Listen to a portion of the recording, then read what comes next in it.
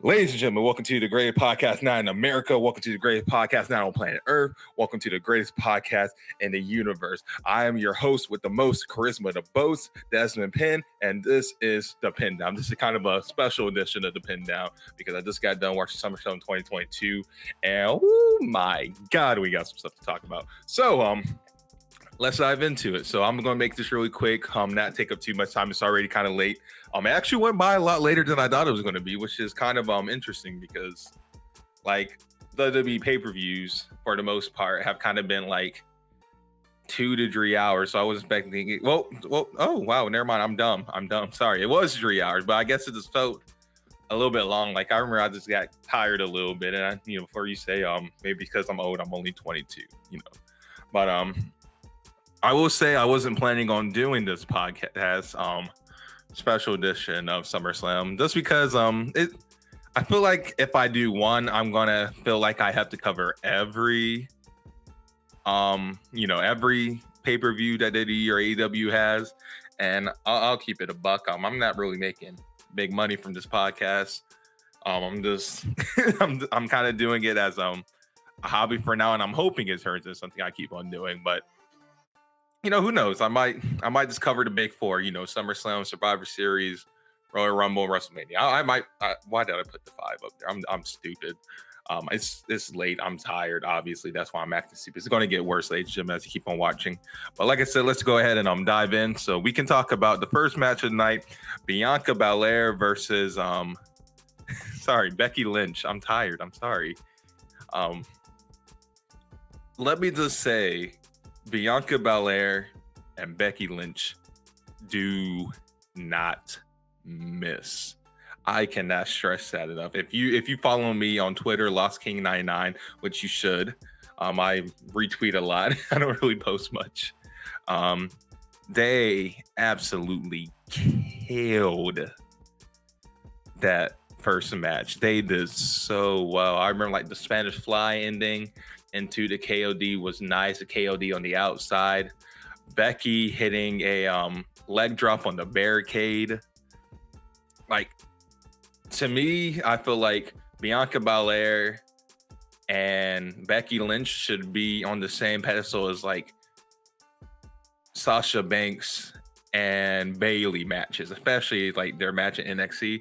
I remember that. Hopefully this doesn't make me sound sexist, but like if you ask me what were like good like women's wrestling matches back in 2015, I think it was, I probably wouldn't be able to tell you. And it's honestly just because they just didn't highlight it much really in WWE. And at the time, WWE was all I watched. So for you people who watch like ROH, SmackDown, Impact with Gail Kim and Awesome Kong and all those people, you probably would have been like, oh, I can name like so many, yeah. Or especially you watch Japan women's matches, they're coming as well. I just got into it a little bit. Where I was going, sorry.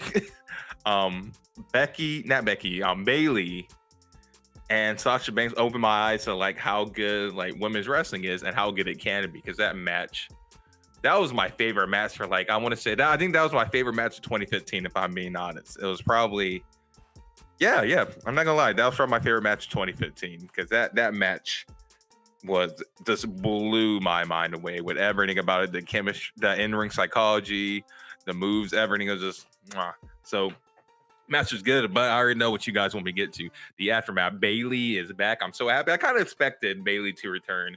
I was like, if she's not going to return tonight, she's definitely returning on Monday, because it's just been so long, and like she's been cleared for a minute.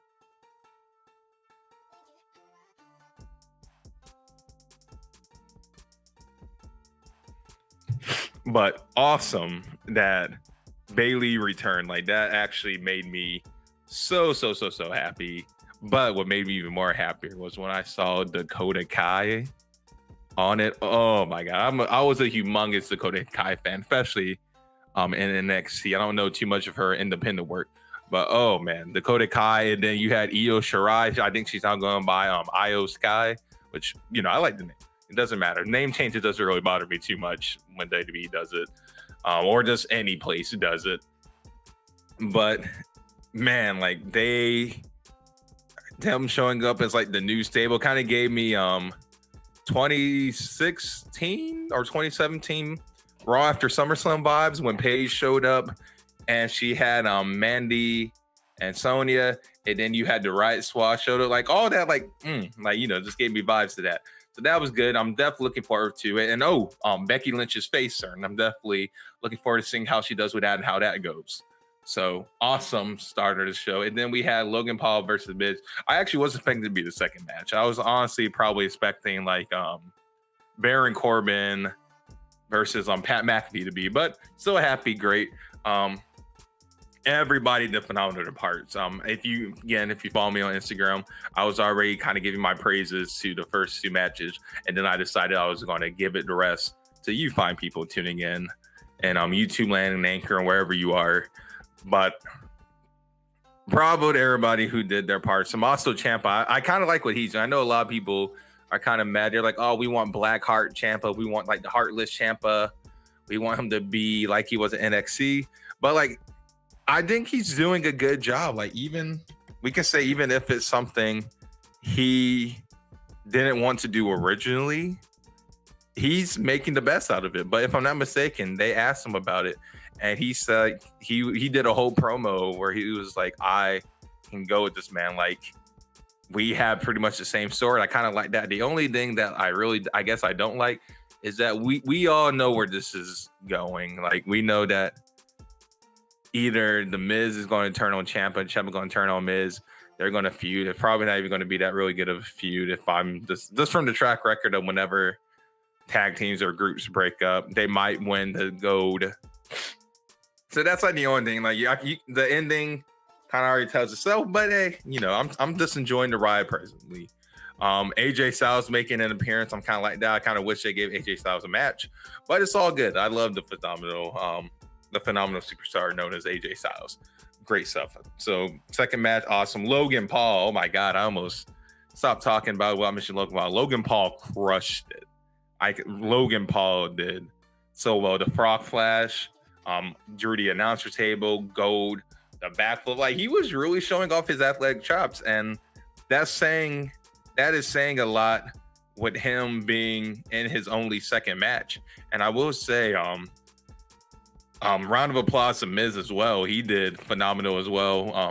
I feel like people are going to say, people just kind of hate on Logan Paul or whatnot, or they're going to be like, the Miz carried him. And, to an extent, I feel like the Miz being the veteran that he is, he definitely probably gave his notes to Logan Paul and probably was like telling him to slow down the pace and whatnot. But still, like, it takes two to tango.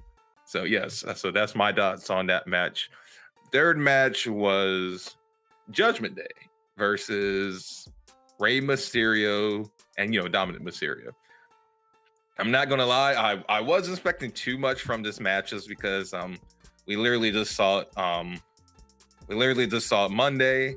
But then when he went through the table on Monday, I was like, they're probably going to add it. So when I found out on Friday, I wasn't really surprised, and I wasn't really mad. I was like, I feel like it's going to be good. And also, we knew that, just from the dirt sheets, we knew that Edge or Bray Wyatt was going to make an appearance. We all were. I feel like a lot of us were secretly hoping Bray Wyatt, because we knew this Edge would be back whenever. But still, we kind of knew that. But the match was good. They were pulling out some combos and moves that I liked. I don't know what's gotten into Rhea Ripley as of lately, but like, I like it. Like, I like how she's kind of became like, I like how she's not just like the female of the group. She's not just a mouthpiece. Like, she'll lay her hands on her brother. Like, I dig all the action. I saw like in the Twitter comments, because I heard him effing up Dominic is like always great and entertaining. Look, it kind of gives you like China vibes when China would like punch the dudes in the face or like throw them like in the barricade or in the steps. So I actually love Judgment Day. I will say the only thing to me that doesn't make sense and I don't like is that they kicked Edge out and then they kept his music. Like, that's kind of the only thing. I feel like it goes with them, but it kind of doesn't go with them. And I still wish Edge had that theme song, because it's so good. And it fits him so well too. But I just imagine the lights going off and you hearing the,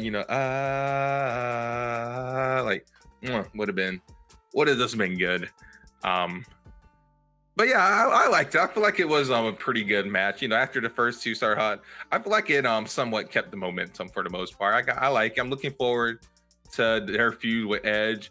Curious to see if Edge is going to bring along anybody to help him, and who is going to be. Now that Triple H is in charge, so might be seeing some people maybe we kind of forgot about, maybe went off in route. Like we might see Ricochet. He just dropped the IC title to Watcher some time ago. We haven't really seen him much. So I'm looking forward to it. I thought it was good. I think Monday Night Raw is going to be a good episode. After SummerSlam, I'm looking forward to it for sure. Let's see, what was the next? Lord, what was it? Sorry, let me look at I took notes. I swear I did this on the spur of a moment, so please forgive me. I gotta look at my notes real quick. All right, let's see what we got. I just missed it. No, the third match wasn't Judgment Day. The third match was Theory versus Bobby Lashley. And again, we kind of seen that match kind of already in just somewhat like variations of that match on TV. But it was so good. I will say one thing I did like about it, and I'll even go with another superstar that did the same thing kind of as Theory did on the pay-per-view, is that Theory kind of showed a bit of a ruthless side. And like I dig it because I feel like fans don't like him just because of the selfie gimmick. I feel like that's the only reason. I feel like if you were to dump the selfie, I feel like he'd be okay. I'm not gonna lie, even I'm not really a fan of the selfie gimmick. But I dig it. I dig Theory. I do dig him, and they did a great match. But he was showing a ruthless side, attacking Bobby Lashley. It was kind of fast-paced, moving action. I will say, I did really like the ending where Bobby Lashley, military press comes in when he dropped some right into the Hurt Lock. That was good. So yeah, they absolutely crushed that. Big fan of Bobby Lashley, especially with him doing the United States title run. I would have loved to see him go on SmackDown and get the Intercontinental, but I guess Walter has that, so it's fine. But hey, that is good news because that means that if we pray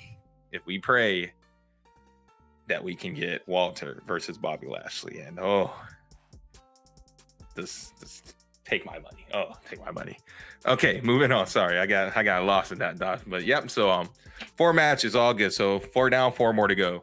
So next, if I'm not mistaken, Lord. Okay, if I'm not mistaken, it was a segment with Riddle and Seth Rollins.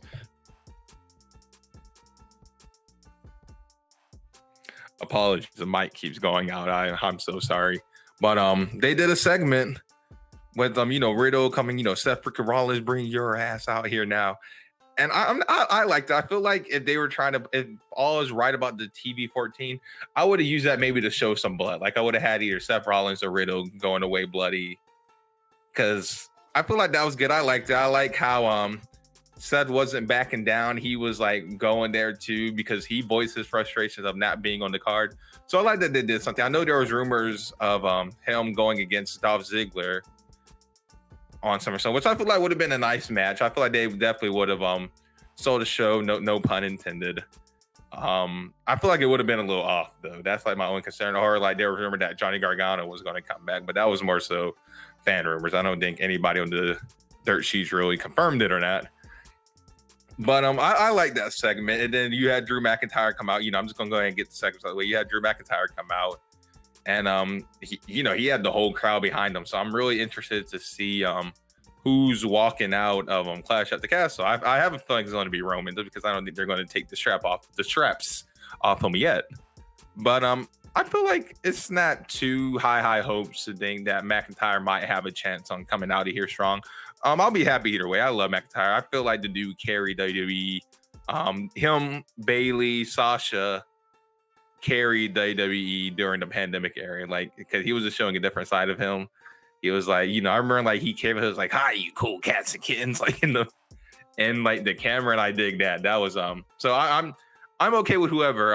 As long as we don't get no more Roman versus Brock. Love them both, but I'm Roman and Brocked out, or Brock and Roman out. Whichever one sounds better, more catchier for a T-shirt. Trying to get that money, So moving on. Let's see. forgive me if I go out of order, out of context again. Kind of just it's kind of late. Then just on the fly. Let me see. Let me go back to my phone again. I need to just get paper notes. I'm not doing a good job here. All right. So if I'm not mistaken, next is Usos. I'm just gonna pick Usos versus the Street Profits. I will say this was maybe one of the only matches where I kind of was in and out of it, just because they put on an absolute clinic at Money in the Bank. I was at work. I was at work watching it, and I just remember like kind of like standing in my seat, like looking at, getting excited. So I kind of was like, I don't think they're going to top that match, but I was still looking forward to it. But it honestly kind of felt like something was missing. Like, like it for you guys watching, leave in the comment section, you kind of agree with me. That like felt like something was missing, but like they still did good. But like it was kind of like it could have been on a SmackDown episode. That makes sense. They still did 1%. I'm not talking smack, not saying anything. One thing, it did seem like they might have been teasing the breakup or a heel turn of the Street Profits, which if they do a heel turn, correct me if I'm wrong, I don't think we've ever seen the Street Profits do a heel turn. So I'd be okay with that. Or like quick spin. I feel like if they were to send the Street Profits, down to NXT maybe, and just like run a rough shot, and like they get accused, like the heel turn, and they get accused of the only reason they came down because they couldn't cut it on the main roster. But and then like I just feel like I'll be kind of like spicing of the Street Profits. I don't want to see them get breaking up yet, because like there's just not that much tag teams on already. But I feel like a change of pace, kind of like what they did with Bailey.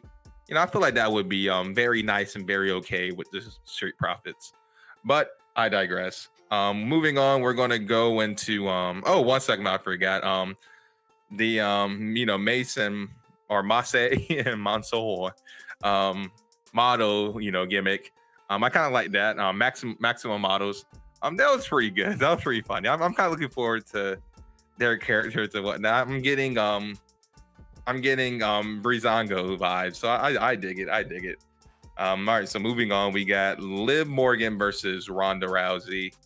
Again, it was kind of another match I wasn't too interested in. It was so good. It beat my expectations, but I will say this. I'm a big fan of Liv Morgan. I honestly feel like they should have gave her the belt a little bit down the road. I would have been down for her winning it at maybe Royal Rumble, and then her and Ronda like facing for it like at WrestleMania. Like I would have been happy. Not Ronda winning the Royal Rumble again. That God. I didn't mean to make that sound so negative, but we don't need a back-to-back Ronda Rousey Royal Rumble win in the Royal Rumble match. But I'm wanting a longer women's Money in the Bank run, kind of like how Carmella did. The last, if not all, the rest of the Money in the Bank matches has just been them cashing in. Them just cashing in like either on the night after, if I'm not mistaken, or like on that same pay-per-view. I think Nikki Ash, she cashed it in the night after Money in the Bank, and then everybody else is cashing like the day of Money in the Bank. And like it was it was kind of cool and unexpected at first, like when it happened with Alexa Bliss. But like it's kind of just like you get what I'm saying, right? Awesome, great, toast, thank you.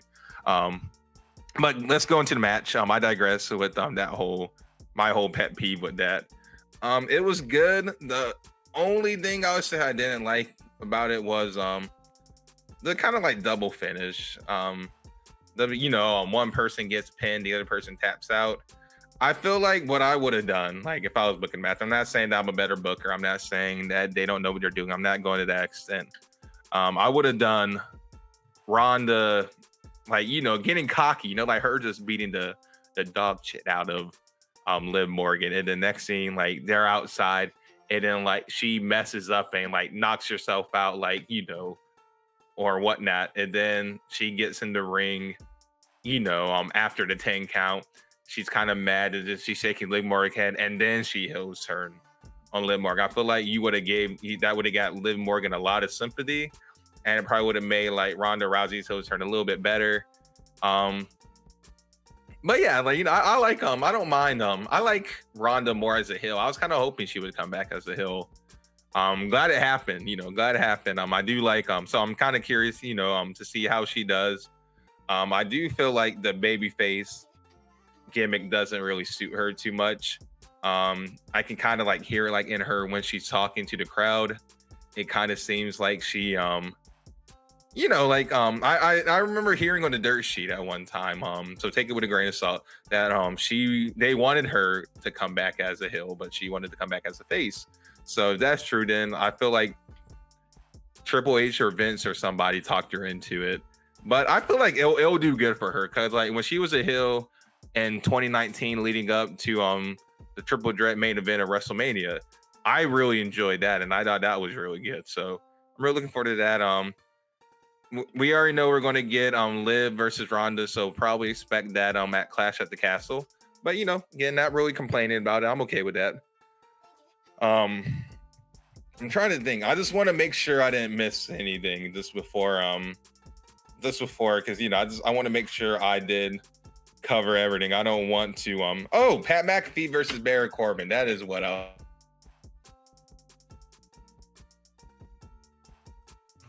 I'm sorry, guys. My microphone just keeps give me money so I can get better equipment. But for now, you're just going to get every 5 minutes my microphone doing this and this dropping out of that hearing me. But Pat McAfee versus Baron Corbin. I feel like it was a good match. I bum ass Corbin. I dig all that. I love Pat McAfee. I might be one of the only people that actually likes Baron Corbin. I love Baron Corbin. I feel like he's probably one of the most genuine dudes, even outside of AD. But I love Baron Corbin. So they put on the banger match. Was great. Best part of the match was probably Michael Cole getting excited and talking that smack to Baron Corbin when he pushed it. It was like, get your damn hands off me. Don't touch me. I love that. Cause him just rooting for his buddy. You know how it is, friends rooting for friends. So that was good. So now let's go to the main event of SummerSlam. Ladies and gentlemen, I'm not going to lie. I was expecting this to be carnage. I was not expecting a tractor lifting up the ring and Roman Reigns rolling down like he was going down the hill in Little House on the Prairie. I was not expecting that whatsoever. But I'm happy it happened because it was dope. I was losing my mind. But the match started off good. Roman Reigns came back. I'm in my living room drawing up the, one. My mom came out and said, Mom, drove the one. She drove the one. My sister said, drove the one. She drew the one, so it was good. Then Brock enters with a tractor, and I knew we were going to see something happen with that tractor. That's not what happened, ladies and gentlemen. I thought he was going to hit him with the tractor. When he dumped him in the ring, I kind of thought that was going to be it. I was not expecting more, but they're going out of the gate. Brock suplex city, bitch, suplex city, all that. Roman hitting moves. I actually thought this was going to be more like a one-on-one counter. I didn't think the Usos were going to get involved, but then, as we know, the Usos eventually came, but they're going at it. And again, Brock, dude, at first I thought Brock was going to try to flip the ring on Roman. So that was that's going to be wild. But he just lifts it up and Roman just falls down. I'm not going to lie. I thought Roman was going to lose when that happened because he was limp. Brock was standing on the tractor. I was like, oh, this is the perfect picture shot for Brock winning, to go in those old school WWE magazines. But no, he got back up. They're going at it. Roman was showing definitely his dominance against Brock. And then, the Usos came. Poor Jay, if you were watching that, when he got suplexed by Brock, right on his head. And I remember just putting my, I was like, oh man. But I'm happy. He seemed okay. He came out with super kicks. So he seemed okay. He was carrying steps towards the end. So hopefully he's okay. Hopefully he didn't hurt himself, bang him up too bad. I love Jey Uso. We can't lose Jey Uso. But they're going at it. Then Paul Heyman taking an F5.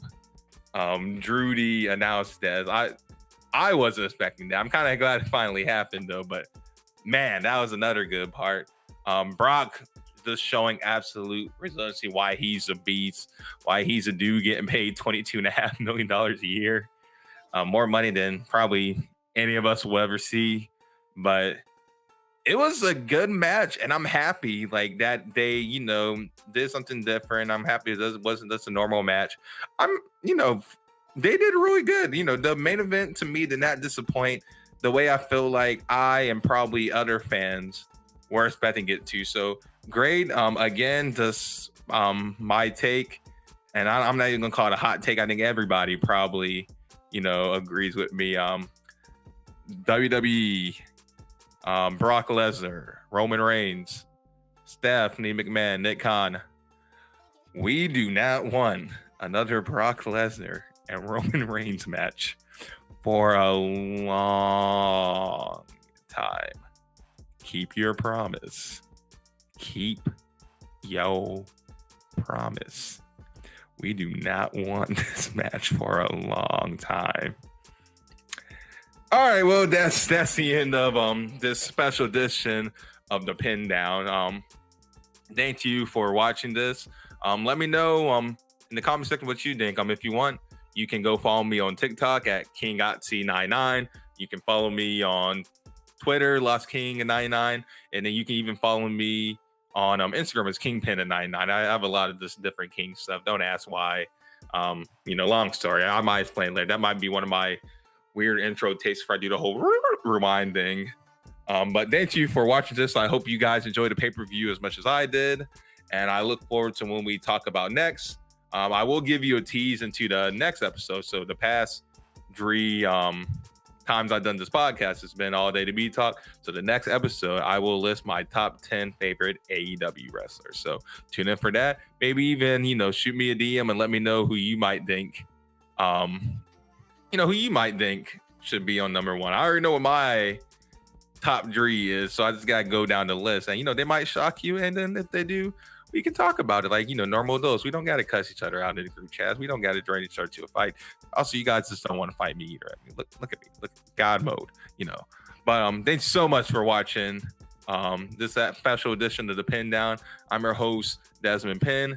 Thank you, ladies and gentlemen. Good night and Godspeed.